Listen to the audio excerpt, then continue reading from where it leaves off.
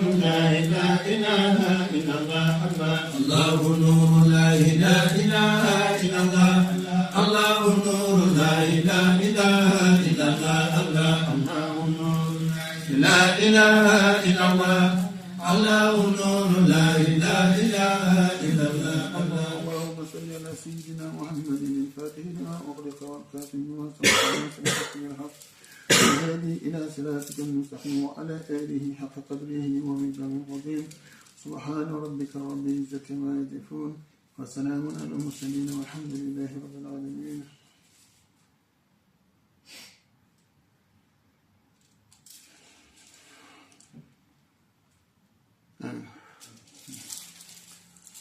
الحمد لله رب العالمين. السلام عليكم. Alhamdulillah, nous rendons grâce à Allah subhanahu wa ta'ala, notre créateur, qui nous a organisé notre vie, qui nous a organisé notre foi de manière que on chérit ce moment-là, ce moment où nous nous retrouvons ici, dans le seul but de l'adorer lui, Allah subhanahu wa ta'ala. Nous nous retrouvons pour salmodier les noms d'Allah subhanahu wa ta'ala, mais aussi pour demander, accompagner notre âme dans son ascension spirituelle, pour accompagner notre âme dans son cheminement vers Allah. Cette âme dont nous avions très peu de connaissances jusqu'ici, comme le dit bien Allah subhanahu wa ta'ala dans le Coran, qu'en réalité, quand il disait au prophète Mohammed sallallahu alayhi wa sallam de répondre aux personnes qui étaient venues lui poser certaines questions, et ils l'ont questionné à propos du ruh, de l'âme, et qu'Allah lui dit, répond qu'en réalité sur l'âme, vous avez très peu, que peu d'informations en provenance de votre Seigneur. Et donc, ce qui est vraiment extraordinaire, c'est qu'Allah subhanahu wa ta'ala, dans son organisation, décide de donner comme mission, mais également comme savoir, comme science, à qui il veut, et le fait connaître à ses créatures quand il veut. Le prophète Mohammed sallallahu alayhi wa sallam est il fatihi lima ukhliha, celui qui a ouvert tout ce qui était clos. Donc il n'y a rien qui soit dans son ignorance. Il n'ignore absolument rien du tout. Allah subhanahu wa ta'ala lui a fait tout savoir. Parce que tout ce qui existe existe à travers le prophète Mohammed sallallahu alayhi wa sallam. Si je peux me permettre, la création d'Allah subhanahu wa ta'ala revêt le cachet du prophète Mohammed sallallahu alayhi wa sallam. Qu'il s'agisse de création de lumière, qu'il s'agisse de création de matière, mais qu'il s'agisse de science aussi. Donc si Allah subhanahu wa ta'ala dit dans le Coran au prophète Mohammed sallallahu alayhi wa sallam, dis-leur que pour l'âme tu n'as que peu d'informations, alors que l'âme est une création d'Allah, et que cette création d'Allah est passée par le prophète Mohammed sallallahu alayhi wa sallam. Cette création d'Allah révèle le cachet du prophète Mohammed sallallahu alayhi wa sallam. Mohammed ne dépose pas son cachet sur quelque chose qu'il ignore. Donc c'est une organisation d'Allah. Mais en réalité, quand Mohammed leur répondait que mon Seigneur m'a dit que à propos de l'âme, que je n'ai que très peu d'informations de la part de mon Seigneur, quand il leur répondait ça, il faut comprendre que c'est juste une organisation d'Allah subhanahu wa ta'ala.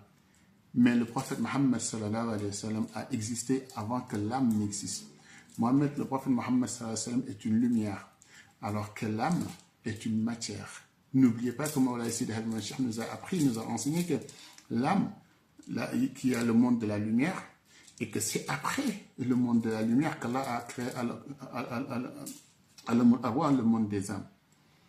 Et qui est à la source de la création du monde des lumières, de la lumière, c'est le prophète Mohammed sallallahu alayhi wa sallam. La lumière primordiale, la lumière initiale, la lumière créatrice. Ce monde de lumière a vécu pendant des milliards et des milliards d'années après quoi Allah subhanahu wa ta'ala créa Alamul Arwa et donc le monde des âmes. Toujours avec le cachet du prophète Mohammed sallallahu alayhi wa sallam. Quand des milliards d'années après on descend sur terre, ce même prophète, cette même lumière, on vient le questionner à propos de l'âme et qu'Allah subhanahu wa ta'ala lui dit à propos de l'âme, dis-leur, réponds-leur. Il lui a pas dit donne-leur la réponse que tu connais.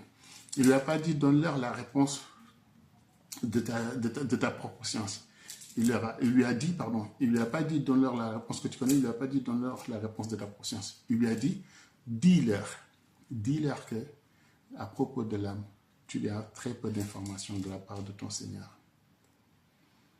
Mais le prophète, quand il disait ça, il savait très bien qu'est-ce que c'est que l'âme, comment l'âme a été constituée, qu'est-ce qui fait l'âme, comment vit l'âme, quelle est la nourriture de l'âme, quel est le début de l'âme, quelle est la finalité de l'âme. Il savait tout de l'âme en réalité. Parce que la création de l'âme est passée par lui-même, le prophète Mohammed sallallahu alayhi wa sallam. Mais, chers frères et sœurs, si nous n'avions pas un cheikh qui s'appelle Mawlana Seydi Haj Mohamed el-Cheikh, qui nous a appris ce que c'est que le monde des lumières, qui nous a appris ce que c'est que l'Alamul Arwa, qui nous a décortiqué les codes cachés de la Salatul Fatih, qui nous a ouvert les yeux sur ce qu'on appelle il Fatihi lima uhliha. Jamais on n'aurait, nous, cette compréhension de cette parole d'Allah subhanahu wa ta'ala quand il dit au prophète Mohammed, réponds-leur qu'à propos de l'âme, t'en as peu d'informations de la part de ton Seigneur. Mon enfant peut aller à l'école, avoir le baccalauréat, faire, je sais pas moi, faire des études en finance. Je dis ça parce que j'ai fait des études en finance. Faire des études en finance, avoir un bac plus 5 en finance. Et puis, il se trouve que pour financer ses études, il va donner des cours à domicile. Mais s'il donne des cours à domicile à un enfant, à un garçon ou une fille de la terminale, par exemple, ou de la seconde, par exemple, il ne va pas lui apprendre ce qu'il a appris à l'université sur les finances. Il va lui donner ce qui convient à un enfant de seconde, à un jeune de seconde, mais pas la science universitaire, pas ce qu'il a appris à l'université en termes de finances. Et quand son élève lui pose une question, ou son étudiant sur un point en finance, il va lui répondre la réponse qui est adaptée au niveau de compréhension, au niveau académique de son élève, mais pas à son niveau académique à lui. Sinon, ça n'a pas de sens. Donc, quand Allah subhanahu wa ta'ala dit au prophète de leur donner cette réponse aux personnes qui étaient venues lui questionner à propos de l'âme, ce que voulait Allah subhanahu wa ta'ala, c'était mettre en place une organisation. Mais le prophète qui répondait avait déjà toute la science à propos de l'âme. Et c'est pour ça qu'il est dangereux de lire le Coran ou d'aller juste aller apprendre l'arabe pour essayer d'interpréter le Coran. C'est pour cela qu'il est dangereux de faire juste la traduction du Coran en français pour essayer d'interpréter le Coran. C'est ça qui nous a conduit aujourd'hui, surtout dans notre société occidentalisée, d'avoir une mauvaise compréhension du Coran, une mauvaise interprétation du Coran qui a créé chez beaucoup de jeunes, malheureusement chez beaucoup de musulmans aujourd'hui, une philosophie, une idéologie erronée de ce que c'est l'islam. Le Coran, il a des piliers. Allah subhanahu wa ta'ala l'a fait descendre sur un pilier, qui est la poitrine du prophète Mohammed sallallahu alayhi wa sallam. De cette poitrine du prophète Mohammed sallallahu alayhi wa sallam se sont échappés des faisceaux de lumière qui sont allés s'installer dans d'autres poitrines, ce qu'on appelle les poitrines des awliya. Ces gens-là qu'Allah subhanahu wa ta'ala a choisi et a fait d'eux les piliers de l'islam, du Coran. Il n'y a que ces gens-là qui peuvent réellement t'apprendre la profondeur du Coran. Le directeur, celui qui dirige l'ensemble de ces piliers-là, de ces awliya, celui qui irrigue les awliya, celui que le prophète Mohammed sallallahu alayhi wa sallam a choisi pour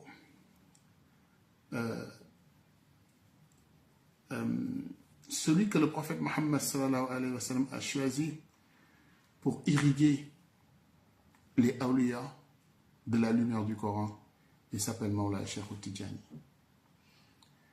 Et Mawlaya Cheikh Tidjani a décidé que la réalité du Coran, la vraie profondeur du Coran sera enseignée par son khalife, l'imam al-Mahdi Muntazar, à la fin des temps. C'est ainsi que, de tous les temps, du début des temps à la fin des temps où nous sommes, parce que plus personne ne doute qu'on est à la fin des temps, la seule personne qui a enseigné le Coran de manière unanimement, on est tous d'accord que ce qu'il dit, personne ne l'a jamais entendu. Aucune interprétation du Coran n'est venue avant. Et pourtant, le prophète le connaissait, cette connaissance. Il avait cette connaissance du Coran. Mawlaya Cheikh Tidjani, elle avait cette connaissance du Coran. Mais c'est pour ça que je vous ramène à ce que je disais tout à l'heure, l'organisation d'Allah. C'est Allah subhanahu wa ta'ala qui organise. Et dans son organisation, il voulait que l'imam al-Mahdi Muntazar soit celui qui apprenne aux gens, celui qui va apprendre aux gens, cette profondeur du Coran. Combien de gens aujourd'hui, à travers ce verset du Coran-là, où Allah subhanahu wa ta'ala dit au prophète, réponds-leur qu'à propos de l'âme, en réalité, t'en sais peu de choses de la part de ton Seigneur. Combien de gens se sont dit, ah oui, ben d'accord, donc comme c'est ça, nous, l'âme, on n'en sait rien. Si le prophète dit qu'il n'en sait rien, on n'en sait rien. Allahu a'lam. Ils te le disent tous, Allahu a'lam. Mais qu'est-ce que ça veut dire? Ça veut dire que le Coran ne s'interprète pas en traduisant le français. Le Coran ne s'interprète pas parce qu'on a appris l'arabe. Le Coran, on te l'interprète. Et celui qui te l'interprète est quelqu'un qui est agréé par le prophète Mohammed sallallahu alayhi wa sallam, parce qu'il lui donne, il le connecte, il lui transfère la connaissance du Coran. Et comme je vous l'ai dit, Mawlaya Cheikh Tidjani, qui est celui que le prophète a choisi pour irriguer les âmes des awliya, a choisi son khalife, l'imam al-Mahdi Muntazar, pour nous apprendre le Coran. Regardez ce que Mawlaya Sidi Hadj Mouhamed Cheikh nous a appris à propos de l'âme en ce moment du Ramadan. Qu'Allah augmente éternellement sa lumière. Qu'Allah subhanahu wa ta'ala intensifie éternellement sa lumière. On ne saura jamais lui témoigner notre ultime gratitude à ce grand monsieur. Regardez ce qu'il nous a appris à propos de l'âme pendant ce mois du Ramadan. Du début de l'âme à Alamul Arwah. Dans le parcours de l'âme avec l'être humain, jusqu'au moment où l'âme se sépare de l'être humain. Dans la tombe, quand il revient voir l'être humain, mais également dans l'au-delà. Personne n'avait enseigné une telle connaissance. Donc quand vous avez la chance d'avoir un cheikh comme ça, essayez de vous adonner au maximum à pratiquer ces recommandations. Et sachez que vous avez une énorme chance et que rien ne vous détourne du chemin tracé par ce cheikh-là. Qu'Allah subhanahu wa ta'ala nous accompagne à jamais sur ce chemin-là, Inch'Allah Rabbi. Merci beaucoup pour votre écoute.